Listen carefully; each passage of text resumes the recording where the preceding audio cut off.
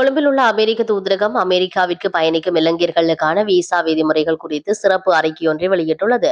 குறிப்பாக B1 மற்றும் B2 visa வகைகளின் கீழ் அமெரிக்காவிற்குள் நுழையும் தனிநபர்கள் மற்றும் அங்கு வேலையில் ஈடுபடுவது குறித்து கடுமையான எச்சரிக்கை விடுக்கப்பட்டுள்ளது. இந்த விசா பிரிவின் கீழ் ஒரு சில வணிக நடவடிக்கைகள் மட்டுமே அனுமதிக்கப்படுகின்றன, ஆனால் வேலை செய்வது அனுமதிக்கப்படவில்லை என்று தூதரகம் விளக்குகின்றது. அதன்படி வணிக பேச்சுவார்த்தைகள், ஒப்பந்தங்களை பேச்சுவார்த்தை நடத்துதல், தொழில்முறை மாநாடுகளில் கலந்து கொள்வது மற்றும் சுற்றுலா ஆகியவை அனுமதிக்கப்படுகின்றன, ஆனால் அமெரிக்காவில் ஊதியம் அல்லது ஊதியம் பெறாத வேலைவாய்ப்பு அனுமதிக்கப்படவில்லை.